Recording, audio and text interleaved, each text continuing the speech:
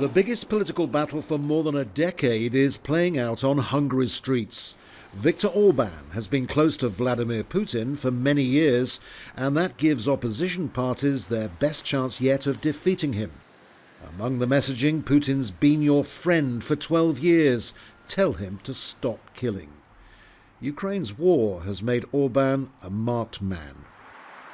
Just 3 weeks ahead of the Russian invasion, he was in the Kremlin for talks with Putin, signing a deal on gas supplies while also representing the European Union.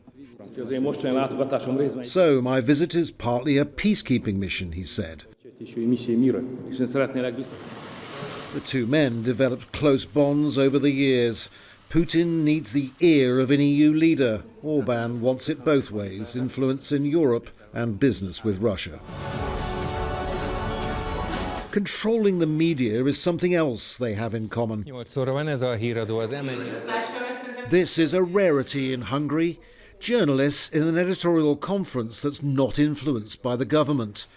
Telex is an independent online newspaper set up by journalists who would resign from a news outlet in protest at government pressure. The majority of the Hungarian media outlets are owned by businessmen who have strong connections to the politicians. Business, particularly in the energy sector, is the biggest tie between Orban and Putin, Russian oil and gas. Orban is walking a political tightrope. On one side, as an EU member, he's supporting sanctions against Russia. On the other side, as Putin's friend, he's refusing to stop buying oil from Russia.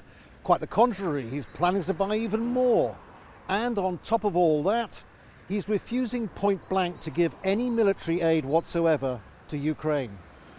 But not everyone agrees that Orban's friendship with Putin is as damaging as some might think. In times of crisis, in war times, people seek stability. The Hungarian Prime Minister always likes to position himself as a very strong leader who can defend Hungary and who can defend Hungarians. Orban's Ukrainian neighbour says Hungary should be helping their fight. Listen, Victor, do you know what's happening in Mariupol? Mothers and children dying. Go and look at the shoes on the quayside of the Danube. Zelensky is referring to this memorial in Budapest.